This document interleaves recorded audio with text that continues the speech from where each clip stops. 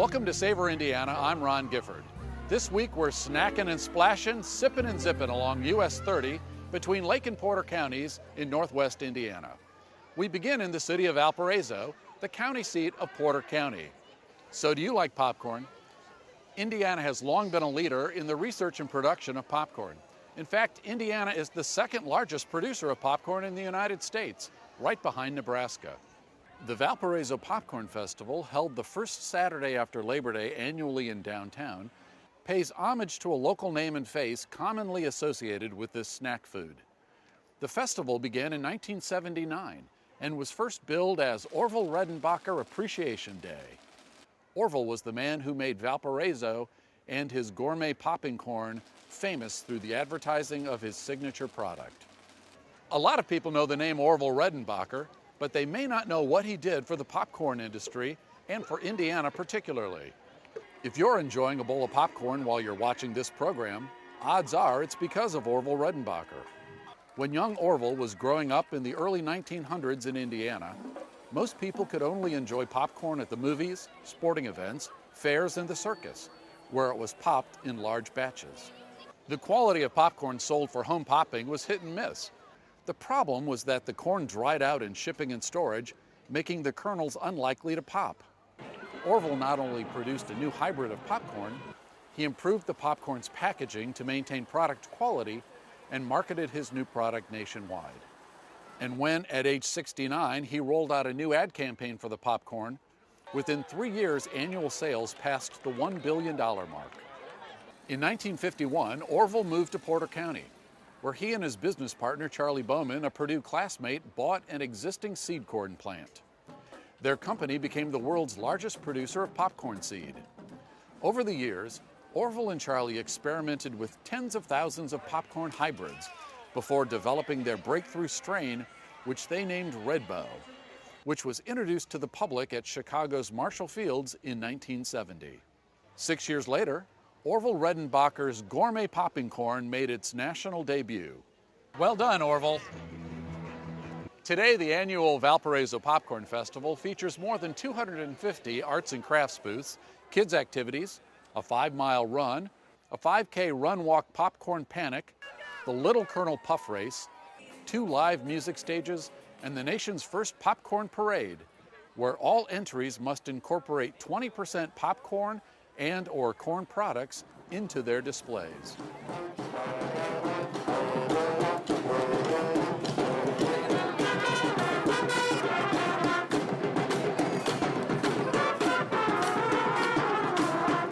Tina St. Aubin and Jennifer Fornaro are with Valparaiso Events, the organizers of the Valparaiso Popcorn Festival. So tell me about the festival. It's always the Saturday after Labor Day. It is roughly about 50,000 people for our one-day event. There's plenty of live entertainment, great food down here, lots of different food options. And the cool thing about the food is that every single food vendor pairs up with a nonprofit organization, so everybody kind of is able to raise money. The kids can enjoy the inflatable area, all the activities that take place there. And then later throughout the day, the parents can come, listen to the live music. There's a beer garden for them to enjoy, but the park is family friendly, so families can come down with their picnics and just spend the day listening to music as well. It takes a lot of financial support from our awesome sponsors to help us put on this event. Our volunteers range from youth groups to high school organizations to nonprofits to volunteers that some have been with us for 39 years. And it takes a whole lot of people to put this on. It takes also every city department to help put this on. There's something for everyone at the Popcorn Festival. Our community comes together, it celebrates Valparaiso, and we hope that it continues for many more years. Orville Redenbacher's motto was, "Do one thing and do it better than anyone." Orville passed away in 1995, but according to the website factretriever.com, Orville Redenbacher is still the #1 best-selling popcorn brand in the world today. The Valparaiso Popcorn Festival is a fitting celebration of the man, his tenacity, and his accomplishments. For details on the festival, visit our website, savorindiana.com, where you'll find a link for more information. For SAVOR Indiana, I'm Ron Gifford. Iron Man, Superman, Wonder Woman. all superheroes with the power of flight. As humans, we wonder what it would be like to have the freedom to fly. At Edge Adventures Northwest Indiana, Deep River Park near Maryville, you can get a taste of what that sensation might be like. Edge Adventures opened this site in 2017. This is the third location for this Indiana-based chain of aerial parks. The Deep River Park consists of 5 different courses, having more than 50 treetop obstacles and zip lines for all skill levels.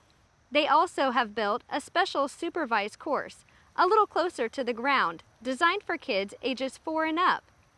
Brian Nix holds a degree in park management and is the adventure park manager who introduced me to his aerial world. We just like to invite people out to spend their day differently and kind of conquer the canopy here at the treetops at Edge Adventure Parks. We offer 2 and 3 hour adventures. All of our adventures start the same way. Everyone gets into a harness, helmet, and gloves. And then we take them through a training course before we send them up onto the trees. So how do you differentiate your courses? Each course is color-coded. We start with our yellow course, which is our easiest, and then go to green, blue, followed by purple, and then we do have a all zipline tour here at Deep River. How do you ensure the safety of your guests? All of our guides are American Challenge Course Technology certified. Prior to opening our parks, we went and tried many different parks that had different safety systems, and we found that we liked our Quick Trekker belay system the best. We felt that's what offered the best safety to our guests when they come out. Every day before the first guest arrives, our guides go and thoroughly check the park to make sure that everything's safe and ready for them to arrive and go up and have a great time in the trees. Tell me more about the kids course. Well, the kids course is new here for Edge at Deep River. We didn't have them at our other parks yet. I really like it because those that can't make the 66-inch reach or aren't 8 years old yet, we have this ability for them. So 8 to 13-year-olds, we need mom or dad or somebody 18 or over to go up on the course with them. The intention is that they may need a little help through parts of the course. 14 and above though, we just need mom and dad to kind of be here at the course. And then once they hit 16 years old, just drop them off at the park and we'll take care of them from there. Well, I've made it through my safety orientation, so I'm ready to go. Let's go conquer the canopy.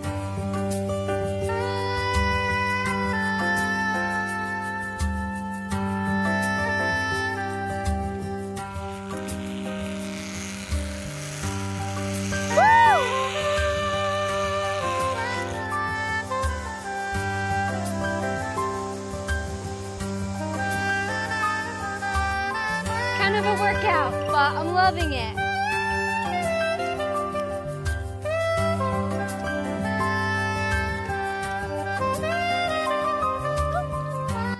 Okay, so maybe I didn't achieve Wonder Woman speed, but you do get the sensation of what it's like to fly solo.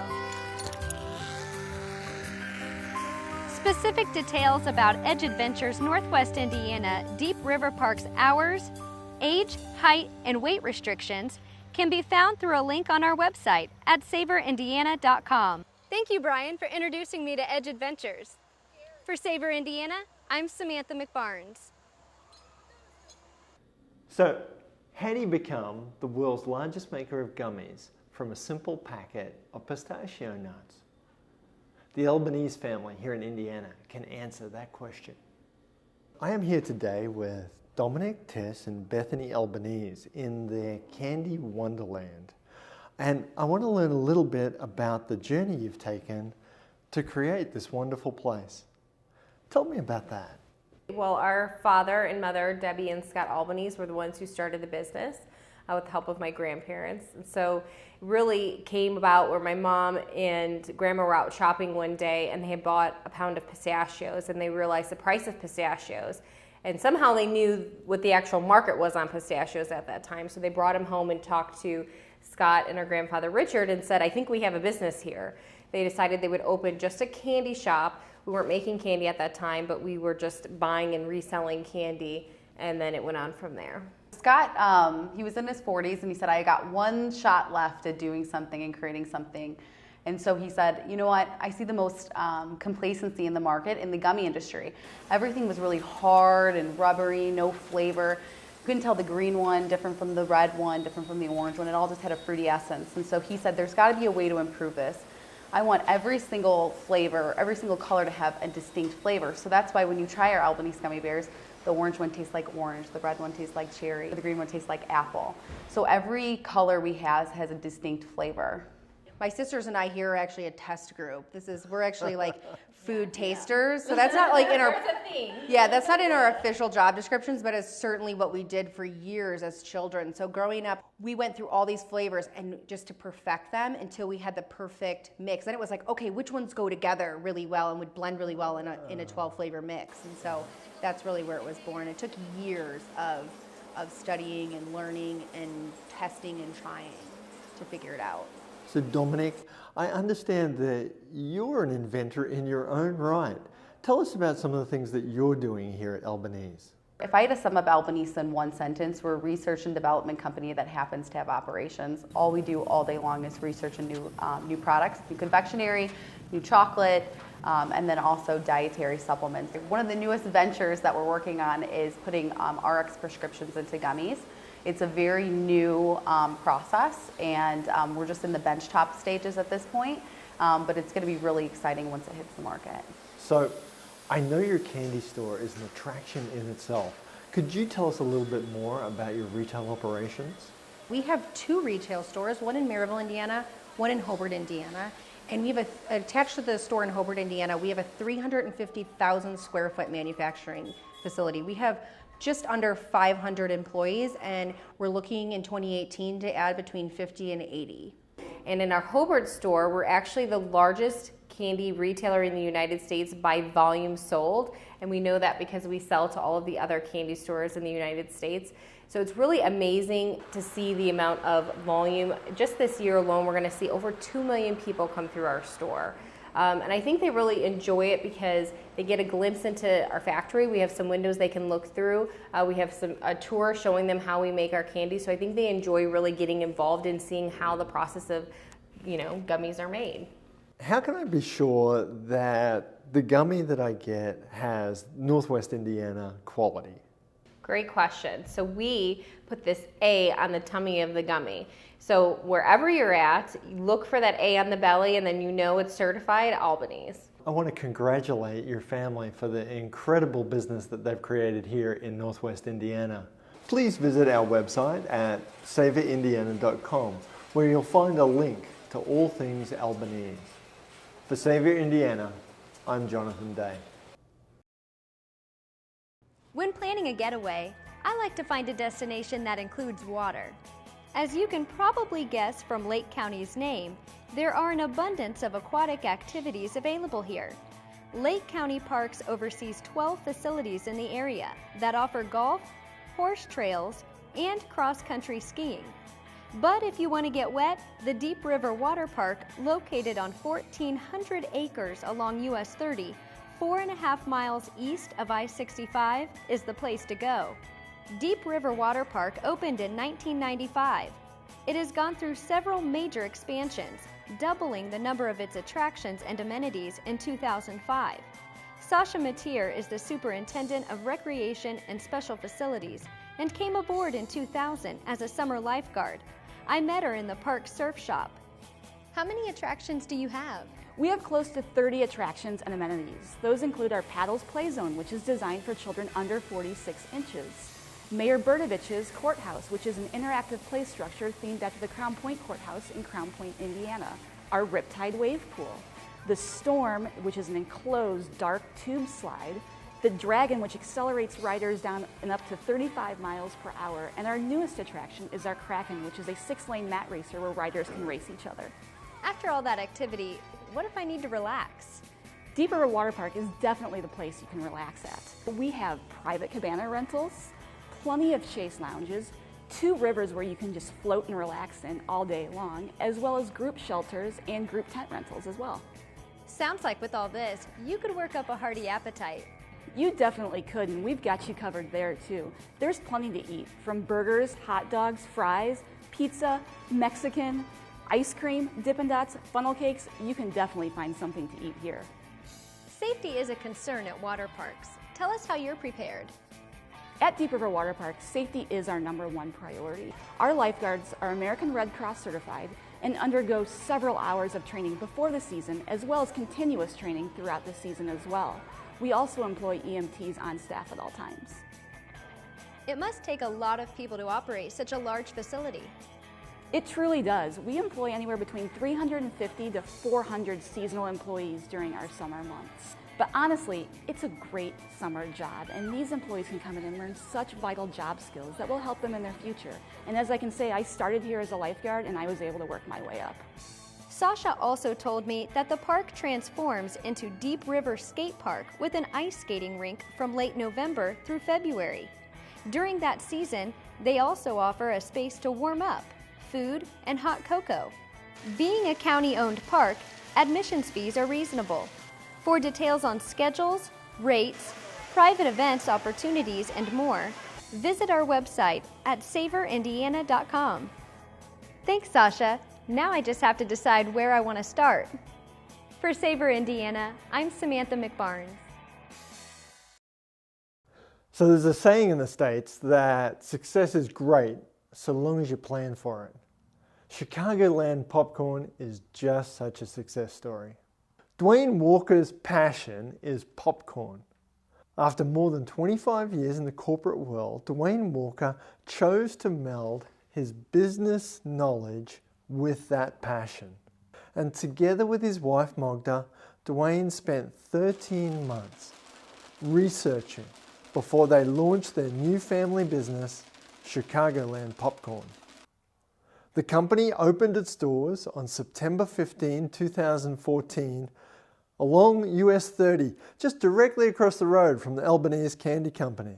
Chicagoland Popcorn regularly exhibits around 200 flavors. There are sweet ones, there are savory ones. It's fantastic.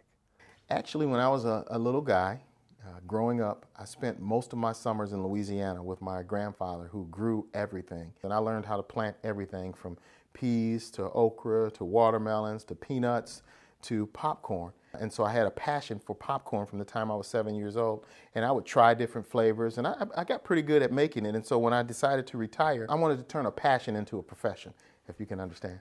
So Dwayne, you've got an incredible variety of popcorn.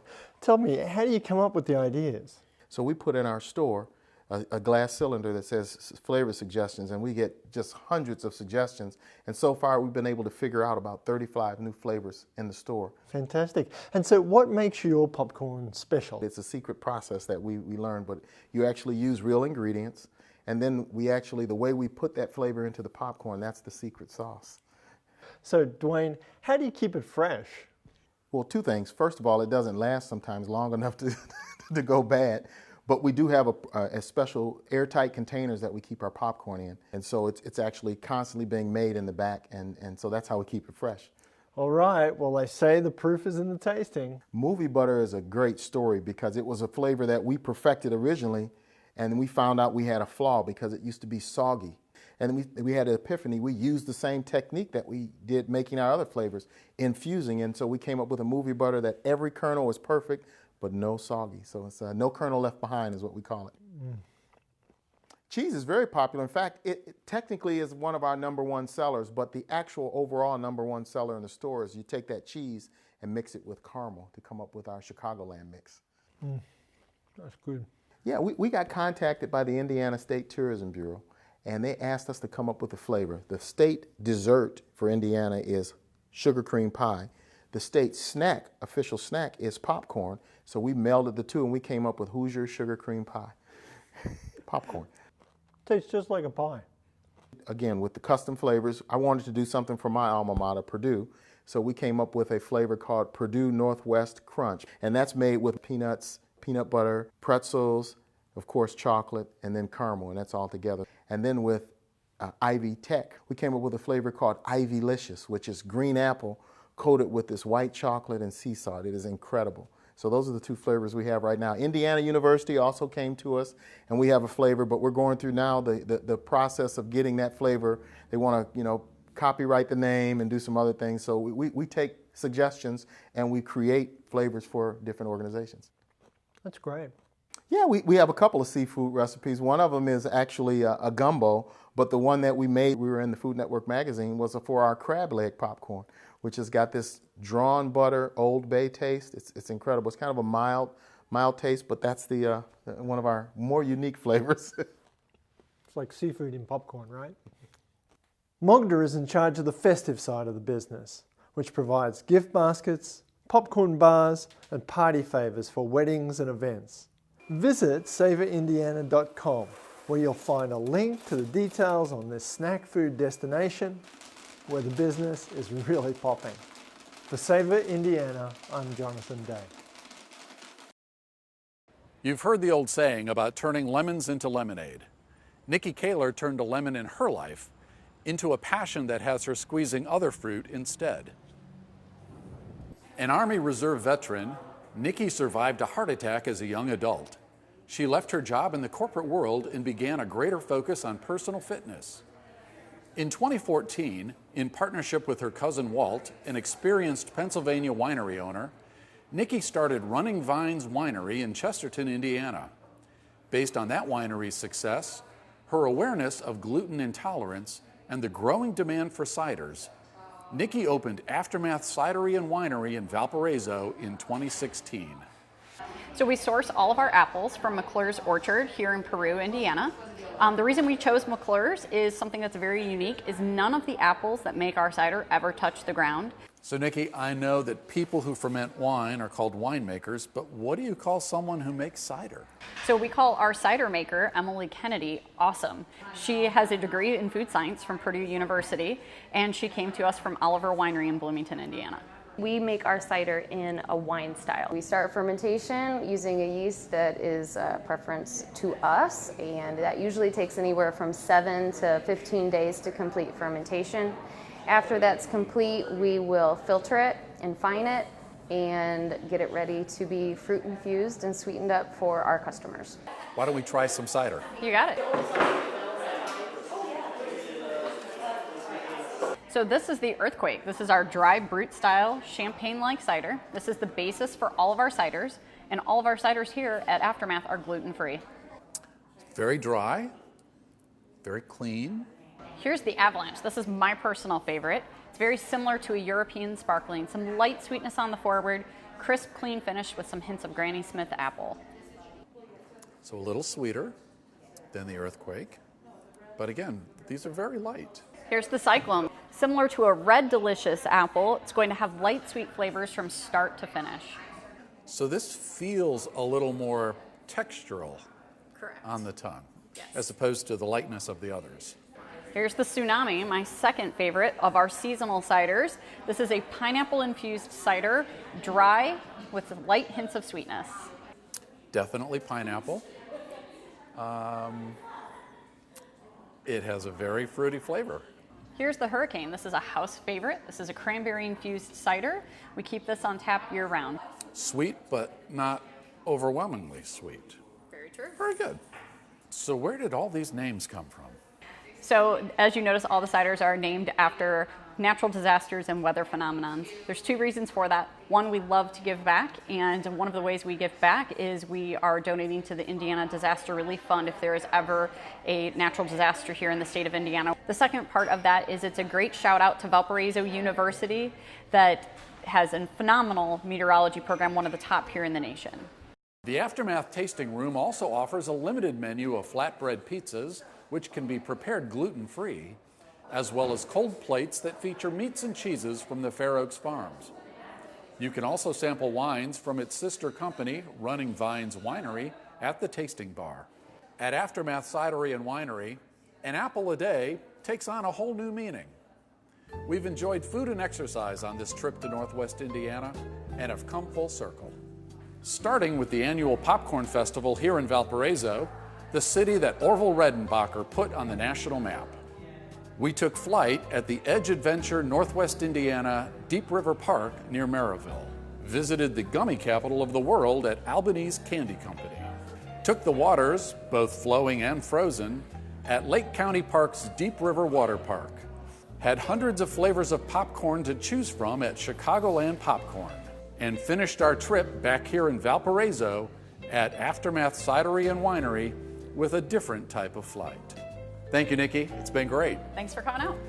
You can find detailed information about Aftermath and all of the places we visited on our website, SAVORindiana.com. There you'll find links to the places we profile on this and previous episodes of our program. For SAVOR Indiana, I'm Ron Gifford.